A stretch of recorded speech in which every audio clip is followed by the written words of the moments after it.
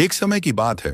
विंध्याचल के पहाड़ों के बीच बसा एक सुंदर राज्य था जिसका नाम था अभिनवपुर। इस राज्य का राजा राजा विक्रमादित्य अपनी बुद्धिमत्ता और पराक्रम के लिए प्रसिद्ध था।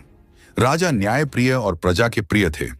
उनकी पत्नी रानी सौम्या अपनी सुंदरता और सौम्यता के लिए पूरे राज्य में जानी जाती थी। रानी सौम्या राजा की एकमात्र पत्नी थी और राजा उनसे अत्यधिक प्रेम करते थे। राजमहल का जीवन भव्य था, लेकिन रानी सौम्या का मन अक्सर एकाकी और उचाट रहता था। राजा अपने राजकाज में व्यस्त रहते और रानी अकेलेपन का सामना करती। रानी अक्सर महल के बाहर बने चंपावन में भ्रमण करने जाया करती थी। चंपावन में एक साधु का आश्रम था जिसका नाम था स्वामी अंबिकानंद। वे अपने ज्ञान और मंत्रों के लिए दूर दूर तक प्रसिद्ध थे। रानी जब पहली बार वहां गईं, तो साधु ने उनका स्वागत किया और उनसे गहन चर्चा की। साधु की वाणी में ऐसा आकर्षण था कि रानी मंत्रमुग्ध हो गई। रानी सौम्या ने बहाने बनाकर साधु के आश्रम जाना शुरू कर दिया। साधु ने उन्हें ध्यान, योग और शास्त्रों का ज्ञान देना शुरू किया, परंतु यह रिश्ता धीरे धीरे शारीरिक आकर्षण में बदलने लगा। साधु की रहस्यमयी आंखें और रानी की अकेली आत्मा के बीच एक ऐसी डोर बंध गई जिसे छिपाना आसान नहीं था। रानी ने इस रिश्ते को राज रखने के लिए बहुत सावधानी बरती। वह साधु से तब मिलती जब राजा दरबार में व्यस्त होते। कभी कभी रात के अंधेरे में भी रानी चुपचाप महल छोड़कर साधु के आश्रम जाती। रानी ने राजा के प्रति अपना व्यवहार ऐसा रखा कि उन्हें कभी शक न हो। वह राजा का पूरा ख्याल रखती, उनसे मधुर बातें करती और उनके हर आदेश का पालन करती। राजा को लगता कि रानी उनसे बहुत प्रेम करती हैं। चंपावन का साधु और रानी का यह संबंध अब गुप्त रूप से बढ़ता जा रहा था। रानी का दिल साधु के लिए धड़कता और साधु उनकी हर इच्छाओं को पूरा करता। रानी सौम्या और साधु अंबिकानंद का यह गुप्त संबंध समय के साथ गहराता गया। साधु का व्यक्तित्व इतना रहस्यमय था कि रानी उसमें पूरी तरह डूब चुकी थी। चंपावन का वह आश्रम अब रानी के लिए एक ऐसा स्थान बन गया था जहां वह अपनी सभी चिंताओं और महल के नियमों को भूल जाती थी। रानी ने महल के सेवकों को भी अपनी चालाकी से वश में कर लिया था। जब भी वह आश्रम जाने का मन बनाती, वह महल के भीतर किसी उत्सव या पूजा का आयोजन करने की योजना बना देती। सेवक और मंत्री उसी में व्यस्त रहते और रानी साधु से मिलने के लिए चुपचाप निकल जाती। रानी के महल छोड़ने के समय को इतना योजनाबद्ध किया जाता कि राजा विक्रमादित्य को कभी किसी बात का आभास नहीं हुआ। रानी राजा के साथ दिन में समय बिताती, उन्हें मुस्कान और प्रेम भरे शब्दों से भरपूर संतुष्ट करती। राजा को यह यकीन था कि रानी उनके प्रति पूर्णतः समर्पित हैं। साधु अंबिकानंद ने रानी को यह यकीन दिला दिया था कि उनकी आत्मा को शांति केवल साधु के साथ ही मिल सकती है। रानी ने धीरे धीरे महल के कुछ गहने और बहुमूल्य वस्तुएं साधु को देना शुरू कर दिया। वह साधु के लिए अनमोल चीजें लेकर आती और बदले में साधु से मंत्रों और रहस्यमयी शक्तियों का ज्ञान प्राप्त करती। साधु ने रानी को यह भी समझा दिया था कि वह एक दिव्य आत्मा है और उनका यह मिलन ईश्वर की योजना का हिस्सा है। रानी ने अब पूरी तरह से साधु पर विश्वास करना शुरू कर दिया था। महल के कुछ पुराने सेवकों ने रानी के व्यवहार में बदलाव महसूस किया। उनकी गैर मौजूदगी के दौरान महल में गुपचुप बातें होने लगीं, लेकिन रानी इतनी चतुर थीं कि उन्होंने हर अफवाह को दबा दिया। उन्होंने उन सेवकों को इनाम और अधिकार देकर अपनी ओर कर लिया। साधु अंबिकानंद को अब रानी के माध्यम से महल की कई गुप्त जानकारियां मिलने लगीं। रानी की सहायता से उन्होंने राजा के दरबार में कुछ अपने लोगों को भी नियुक्त करवा दिया। राजा को इसकी भनक तक नहीं थी। चंपावन के साधु अंबिकानंद अब रानी सौम्या पर पूरी तरह हावी हो चुके थे। रानी उनकी हर बात मानने लगी थी। साधु ने रानी से कहा, राज्य का असली नियंत्रण तुम्हारे हाथों में होना चाहिए। राजा केवल एक दिखावा है।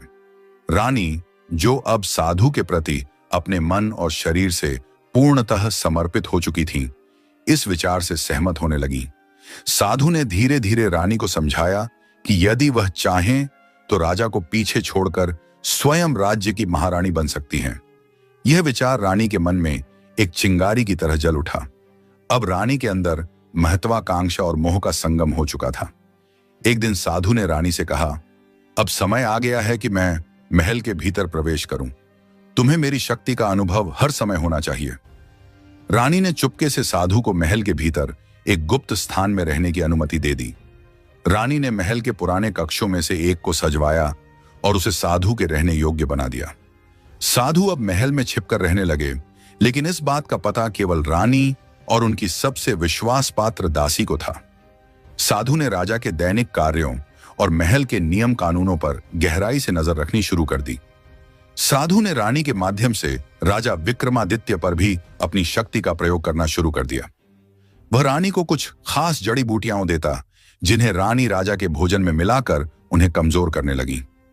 राजा को अब अक्सर थकान और बीमारी महसूस होने लगी, लेकिन रानी अपने प्यार भरे व्यवहार से राजा को यह यकीन दिलाती रही कि यह सब राजकाज के अत्यधिक दबाव का नतीजा है। साधु और रानी के बीच अब हर दिन मुलाकात होने लगी।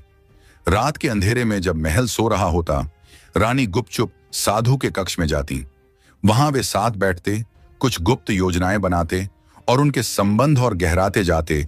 साधु ने रानी को वचन दिया कि वह उन्हें ऐसी शक्तियां देगा जिससे वह पूरे राज्य की सबसे शक्तिशाली महिला बन जाएंगी। रानी इस मोहक वादे में पूरी तरह फंस चुकी थी। महल के कुछ वफादार मंत्री और सैनिक अब राजा की बिगड़ती स्थिति और रानी के अजीब व्यवहार को लेकर चिंतित होने लगे थे। उन्होंने राजा को सतर्क करने की कोशिश की, लेकिन रानी ने अपनी चतुराई से इन सभी प्रयासों को विफल कर दिया।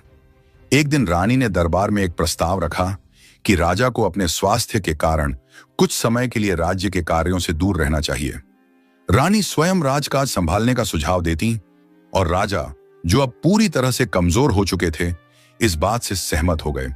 साधु अंबिकानंद ने अब अपनी योजना को और घातक रूप देने की ठान ली। रानी के माध्यम से वह राज्य के प्रशासन पर नियंत्रण स्थापित करना चाहता था।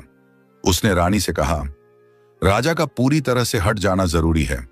तुम्हें इस राज्य की असली शासिका बनना चाहिए और मैं तुम्हारे साथ रहकर तुम्हें मार्गदर्शन दूंगा। रानी, जो अब पूरी तरह से साधु के जाल में फंस चुकी थी, इस बात के लिए तैयार हो गई। साधु ने गुप्त योजना बनाई कि राजा विक्रमादित्य को धीरे धीरे समाप्त किया जाए। इसके लिए उसने रानी को कुछ खास जड़ी बूटियां दी, जिन्हें राजा के भोजन में मिलाना था। ये जड़ी बूटियां ऐसी थीं कि राजा की हालत दिन ब दिन बिगड़ने लगे, लेकिन किसी को भी संदेह न हो। साधु ने रानी को यह भी समझाया था कि अगर वह राजा को पूरी तरह से खत्म करना चाहती है, तो उसे एक विशेष तंत्र मंत्र का पालन करना होगा, जिसमें राजा का आत्मा रानी और साधु के अधीन आ जाएगा। यह तंत्र रानी को राजकाज की पूरी शक्ति दे देगा। रानी, जो अब अपने विश्वास में पूरी तरह से साधु के साथ थी, यह तंत्र शुरू करने को तैयार थी। लेकिन राजा विक्रमादित्य के बारे में अब एक और सत्य सामने आया, जो सभी को चौंका देने वाला था। राजा ने महेश्वर से कहा, महेश्वर, मेरे जीवन की अब कोई उम्मीद नहीं बची, लेकिन मैं चाहता हूं कि यह साजिश तुम्हारे सामने पूरी तरह से सामने आए और इसके लिए जो भी कदम उठाना पड़े वह उठाओ।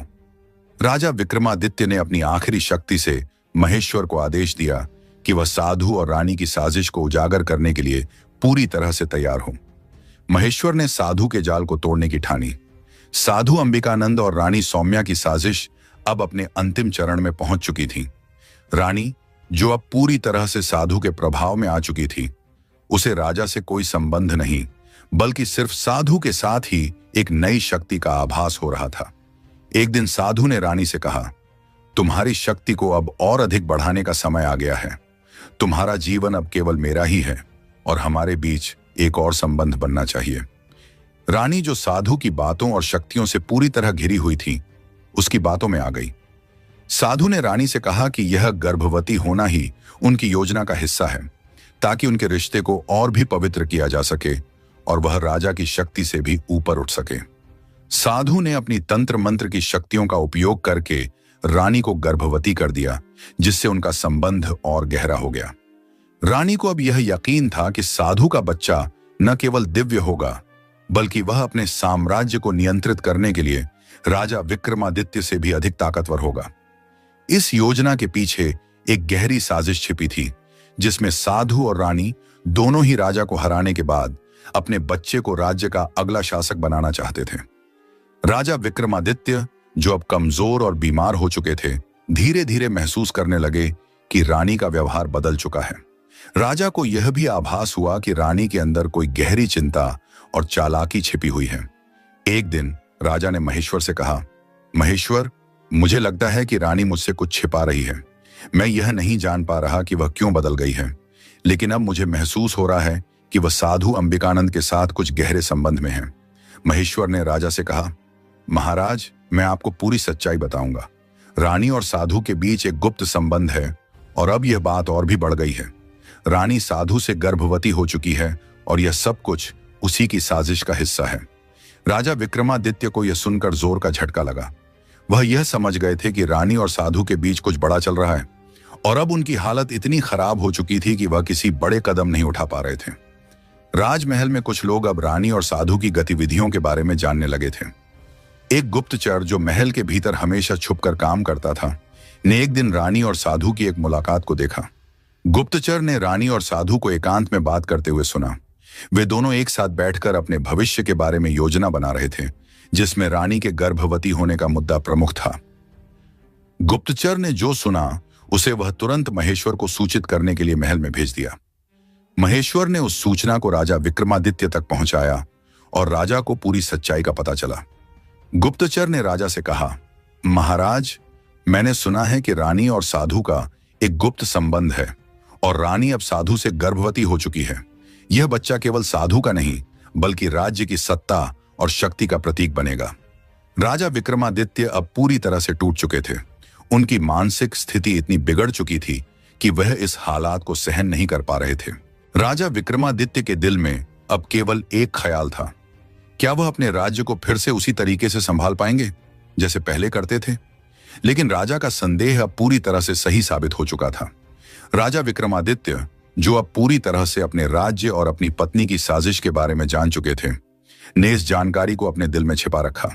वह यह नहीं चाहते थे कि प्रजा और महल के अन्य लोग इस सच्चाई को जानें, क्योंकि इससे राज्य में अराजकता फैल सकती थी।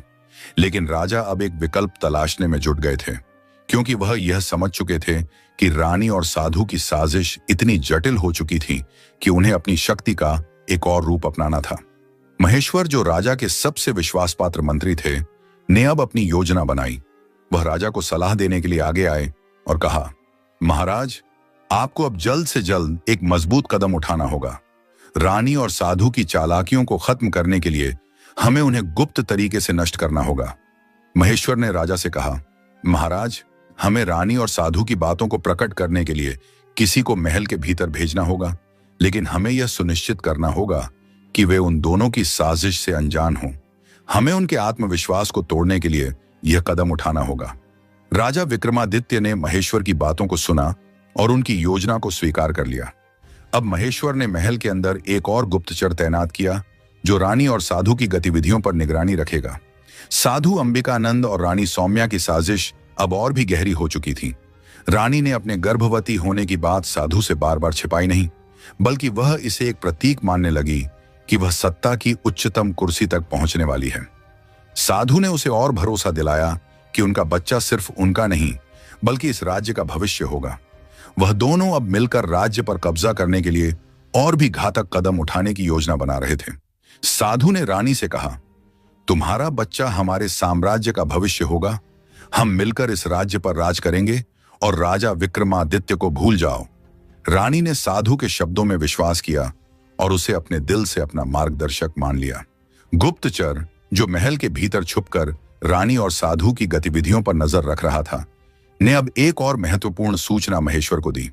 उसने बताया कि रानी और साधु ने एक गुप्त बैठक की थी, जिसमें दोनों ने मिलकर राजा को पूरी तरह से नष्ट करने और राज्य पर अपना शासन स्थापित करने की योजना बनाई थी। गुप्तचर ने यह भी बताया कि रानी ने साधु से कहा था कि अगर राजा विक्रमादित्य अब भी जिंदा रहेगा तो वह उसकी शक्ति के खिलाफ एक चुनौती बनेगा। महेश्वर ने राजा विक्रमादित्य को इस सब की जानकारी दी और राजा ने अब यह ठान लिया कि वह साधु और रानी की साजिश का पर्दाफाश करेंगे। लेकिन राजा की शारीरिक स्थिति अब इतनी बिगड़ चुकी थी कि उसे यह सब अकेले नहीं करना था। उसने महेश्वर से कहा, महेश्वर, अब वक्त आ गया है कि हमें उनका सामना करना होगा और हम यह काम साथ में करेंगे। साधु अंबिकानंद को अब यह यकीन हो गया था कि राजा विक्रमादित्य अब पूरी तरह से हार चुके थे। वह और रानी अब राज्य पर अपनी पकड़ बनाने के लिए पूरी तरह से तैयार थे। साधु ने रानी से कहा, राजा विक्रमादित्य को अब कोई नहीं बचा सकता। हम दोनों मिलकर इस राज्य के अगले शासक होंगे। साधु और रानी की योजना अब इस स्तर पर पहुंच चुकी थी कि वे राजा विक्रमादित्य को पूरी तरह से अपदस्थ करने की योजना बना चुके थे और उनका बच्चा राज्य का नया शासक बनेगा। राजा विक्रमादित्य, जो अब लगभग मृत्यु के कगार पर थे, ने अपनी पूरी ताकत लगाकर एक अंतिम कदम उठाने का मन बनाया। वह जानते थे कि अगर वह इस समय कोई बड़ा कदम नहीं उठाएंगे तो उनके राज्य की स्थिति हमेशा के लिए खतरे में पड़ जाएगी। महेश्वर ने राजा से कहा, महाराज, यह साजिश अब खुली है। अगर हम इसे अब रोकने में सफल नहीं हुए तो यह राज्य हमारे हाथ से निकल जाएगा।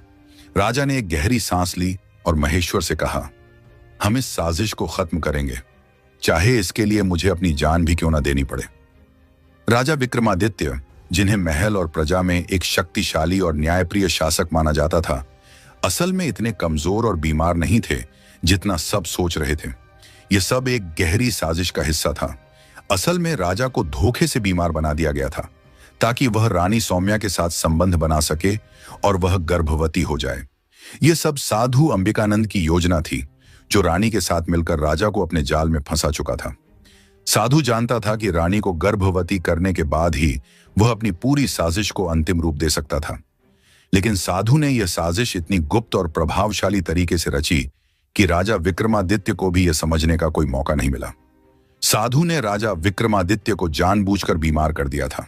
उसने रानी को बताया था कि अगर वह राजा को कमजोर कर देगी तो वह आसानी से उसे साधु से मिलाने के लिए राजी हो जाएगा।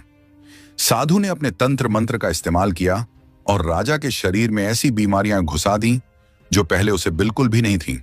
यह बीमारी इतनी चुपचाप और धीरे धीरे फैल रही थी कि कोई भी डॉक्टर या वैद्य इसे सही से पहचान नहीं पा रहे थे। रानी, जो अब साधु के हर निर्देश का पालन कर रही थी, धीरे धीरे राजा के लिए ऐसा माहौल तैयार कर रही थी जिसमें वह कमजोर हो जाए और अपनी आत्मनियंत्रण खो बैठे। राजा विक्रमादित्य ने अपनी कमजोरी को महसूस किया, लेकिन वह यह नहीं समझ पाए कि यह सब कुछ साधु और रानी की साजिश का हिस्सा था। जब राजा विक्रमादित्य का शरीर पूरी तरह से कमजोर हो गया तो रानी ने साधु के साथ मिलकर एक गुप्त रात बिताई। यह रात राजा के लिए एक बड़े बदलाव का कारण बन गई। रानी को गर्भवती करने के बाद साधु ने पूरी योजना को अदृश्य रूप से पूरा किया। कोई भी नहीं जानता था कि रानी और साधु के बीच यह घटना घटित हो चुकी थी, क्योंकि रानी ने इसे एक गहरी रहस्य की तरह रखा था। साधु ने रानी से कहा, अब तुम पूरी तरह से हमारे साथ हो। तुम्हारा बच्चा हमारी साजिश का सबसे अहम हिस्सा बनेगा। अब तुम और मैं मिलकर इस राज्य को अपने अधीन करेंगे। रानी, जो पहले ही साधु के जाल में फंसी हुई थी, अब पूरी तरह से उसकी बातों पर विश्वास करने लगी। उसने साधु को वचन दिया कि वह अपने बच्चे को राज्य की पूरी सत्ता सौंपेगी ताकि वे दोनों इस राज्य को अपने नियंत्रण में ला सके। राजा विक्रमादित्य, जो अब पूरी तरह से कमजोर और असमर्थ हो चुके थे, अचानक एक दिन महेश्वर से मिलने आए और कहा, महेश्वर, मुझे लगता है कि कुछ गड़बड़ है। मैं पहले जैसा शक्तिशाली नहीं महसूस कर रहा हूं और मुझे डर है कि कोई मेरे खिलाफ साजिश कर रहा है। महेश्वर, जो अब पूरी सच्चाई जान चुका था, राजा से सच्चाई कहने का साहस नहीं जुटा पा रहा था, लेकिन राजा के संदेह को देखते हुए महेश्वर ने धीरे धीरे राजा को यह बताने की योजना बनाई कि यह सब कुछ एक गहरी साजिश का हिस्सा था। एक रात महल के गुप्तचर ने रानी और साधु की एक गुप्त बैठक देखी। इस बैठक में दोनों अपनी भविष्यवाणियों और योजनाओं को लेकर चर्चा कर रहे थे। गुप्तचर ने सुना कि रानी ने साधु से कहा, राजा विक्रमादित्य अब हमसे कुछ भी नहीं कर सकता। मैं अब पूरी तरह से तुम्हारी ओर से हूं और मेरा बच्चा हमारे राज्य का भविष्य बनेगा। गुप्तचर ने यह सब महेश्वर को बताया और महेश्वर ने तुरंत राजा को सच बताने का निर्णय लिया। राजा विक्रमादित्य अब पूरी तरह से जान गए थे कि उन्हें सिर्फ एक भयानक साजिश का हिस्सा बना दिया गया था, जिसमें उनकी कमजोरी और रानी की गर्भवती होने की योजना थी। राजा विक्रमादित्य ने अब पूरी सच्चाई जान ली थी। उन्होंने महेश्वर से कहा, महेश्वर, यह साजिश इतनी गहरी है कि अब हमें इसे तुरंत खत्म करना होगा। मुझे अपनी शक्तियों को फिर से जागृत करना होगा। हमें इस रहस्य को उजागर करना होगा और साधु और रानी को उनके हर कदम के लिए सजा दिलवानी होगी। राजा विक्रमादित्य अब पूरी तरह से सच्चाई जान चुके थे और उनका संकल्प मजबूत हो गया था। वह जानते थे कि यह समय उनके लिए सबसे कठिन है, लेकिन अगर उन्होंने इस समय का सही तरीके से सामना किया तो वह न सिर्फ अपनी खोई हुई ताकत को वापस पा सकते थे, बल्कि राज्य पर साधु और रानी की साजिश का पर्दाफाश भी कर सकते थे। राजा ने महेश्वर से कहा, महेश्वर, मैं अब अपनी खोई हुई शक्ति को फिर से महसूस करना चाहता हूं। मुझे चाहिए एक ऐसी योजना जिससे मैं साधु और रानी को उनके ही जाल में फंसा सकूं। हम उन्हें यह समझाने देंगे कि अब वह हमें हरा चुके हैं, लेकिन हम असल में उन्हें उनके ही खेल में मात देंगे। महेश्वर ने राजा की बातों को सुना और एक गहरी सोच में डूब गया। उसने धीरे से कहा, महाराज, आपकी स्थिति इतनी नाजुक है कि हमें एक खास प्रकार की रणनीति की जरूरत होगी। हमें पहले उन्हें यह विश्वास दिलाना होगा कि आप पूरी तरह से हार चुके हैं। इसके बाद जब वे अपनी पूरी शक्ति दिखा रहे होंगे, तभी हमें उनका सामना करना होगा। राजा विक्रमादित्य ने महेश्वर की सलाह पर अमल करना शुरू किया। उन्होंने अपने राजमहल में उन सभी प्रमुख मंत्रियों और सैन्य अधिकारियों को बुलाया जिनसे वह विश्वास रखते थे। उन्हें यह योजना दी कि वे सभी राजमहल की सुरक्षा बढ़ा लें और ध्यान रखें कि साधु और रानी के बीच कोई भी संदिग्ध गतिविधि न हो। राजा ने अपने दरबार में एक अफवाह फैलाना शुरू किया कि वह अब अपनी बीमारी से पूरी तरह से जूझ नहीं पा रहे हैं और जल्द ही उनका अंतिम समय आ सकता है। इस अफवाह ने राज्य भर में हलचल मचा दी। राजा विक्रमादित्य का यह कदम काफी चतुराई से उठाया गया था। उन्होंने जानबूझकर अपनी स्थिति को कमजोर दिखाया ताकि रानी और साधु यह सोचने लगे कि उनका विजय हासिल करना आसान हो गया है। साधु और रानी अब अपने लक्ष्य के बहुत करीब महसूस करने लगे थे।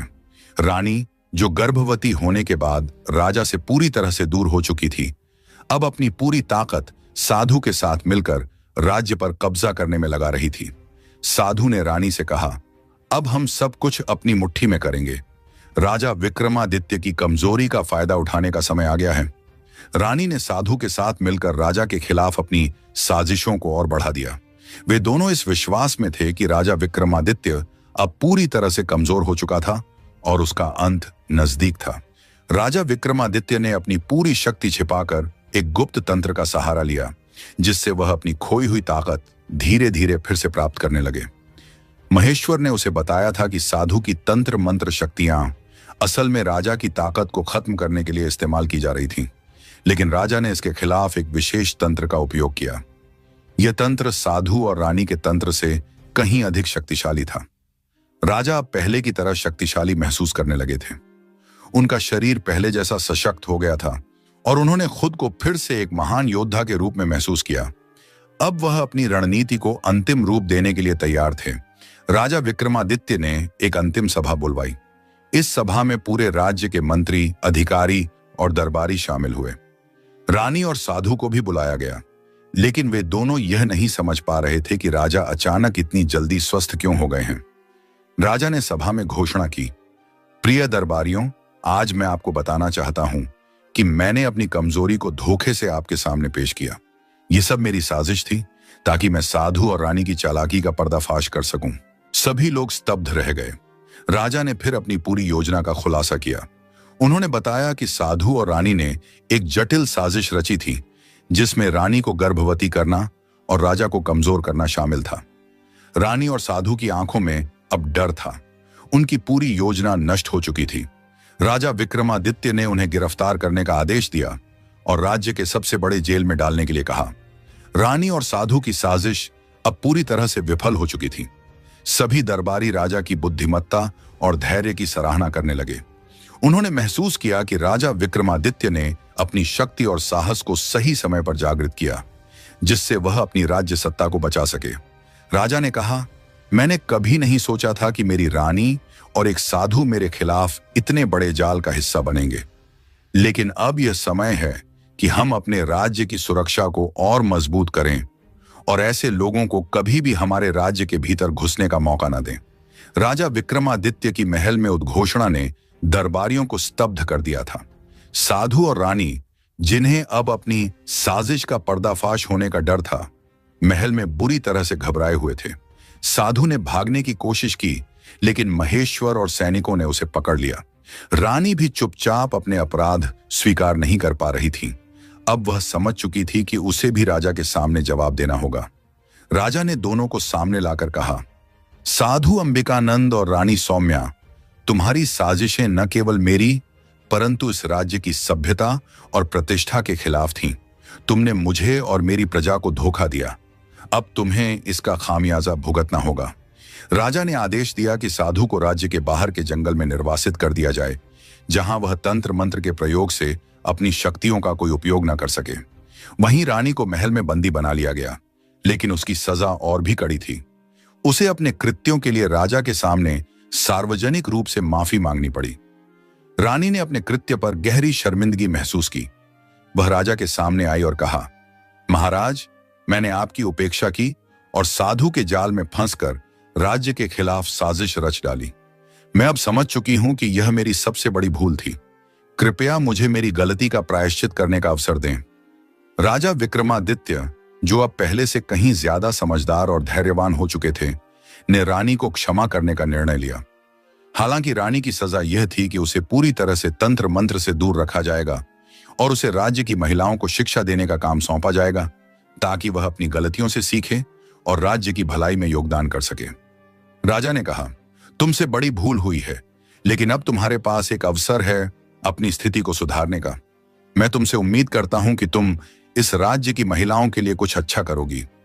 साधु अंबिकानंद, जो अब अपनी तंत्र मंत्र की शक्ति खो चुका था, जंगल में निर्वासित कर दिया गया था। वह इस सजा को अपनी हार मानकर स्वीकार कर चुका था, लेकिन वह जानता था कि वह कभी भी वापस अपनी शक्तियों को प्राप्त नहीं कर सकता था। उसकी शक्ति, जो कभी राजा विक्रमादित्य को कमजोर करने में सक्षम थी, अब उसके लिए एक बोझ बन चुकी थी। साधु ने जंगल में अकेले रहने का फैसला किया। अब वह सिर्फ अपनी पुरानी गलतियों और जादू टोने पर पछतावा करता था, क्योंकि उसे यह समझ में आ गया था कि वह अपनी असली शक्ति, जो उसने कभी सच्चे मार्ग पर चलने में लगाई होती, खो चुका था। राजा विक्रमादित्य ने अपनी ताकत फिर से प्राप्त कर ली थी और राज्य में शांति और समृद्धि लाने के लिए कई सुधारात्मक कदम उठाए। वह जानते थे कि राज्य को फिर से एकजुट करने और प्रजा का विश्वास बहाल करने के लिए उसे अपने दिल से लोगों के साथ खड़ा होना होगा। राजा ने महेश्वर को बुलाकर कहा, हमने अपनी सबसे बड़ी साजिश को नष्ट किया, लेकिन अब हमें आगे बढ़कर राज्य को सुधारने के लिए एक नई शुरुआत करनी होगी। हमें प्रजा के साथ पुनः संपर्क बनाना होगा और यह सुनिश्चित करना होगा कि कोई भी फिर से हमारी कमजोरियों का फायदा न उठा सके। महेश्वर ने सिर झुकाकर कहा, महाराज, आपकी ताकत और बुद्धिमत्ता ने राज्य को बचाया है। हम सब मिलकर राज्य में एक नई उम्मीद और दिशा देंगे। रानी सौम्या, जो पहले ही अपनी गलती पर पछताती थी, अब महल में एक नई भूमिका निभा रही थी। उसने महिलाओं को शिक्षा देने का काम शुरू किया और समय के साथ उसने यह समझा कि अपनी शक्ति का सही उपयोग करना कितना महत्वपूर्ण है। वह अब अपनी गलती से सीखी थी और अपने कृत्यों को सुधारने के लिए समर्पित हो चुकी थी। राजा विक्रमादित्य ने न सिर्फ अपनी खोई हुई शक्ति को वापस पाया, बल्कि राज्य की भलाई के लिए कई सुधार किए। उन्होंने न्याय व्यवस्था को मजबूत किया, भ्रष्टाचार को जड़ से खत्म किया और लोगों को विश्वास दिलाया कि वह उनके साथ हैं। राज्य अब पहले से कहीं ज्यादा समृद्ध और खुशहाल हो चुका था। राजा विक्रमादित्य और रानी सौम्या दोनों ने एक नया अध्याय शुरू किया था, जहां वे एक साथ राज्य की प्रगति के लिए काम कर रहे थे। हालांकि रानी ने अपनी गलती स्वीकार की थी, लेकिन अब वह अपने जीवन का उद्देश्य सही दिशा में लगा रही थी। राजा विक्रमादित्य ने अंततः कहा, हमने अपने दुश्मनों को हराया, लेकिन असली विजय तब है जब हम खुद को और अपने राज्य को सुधार सकें।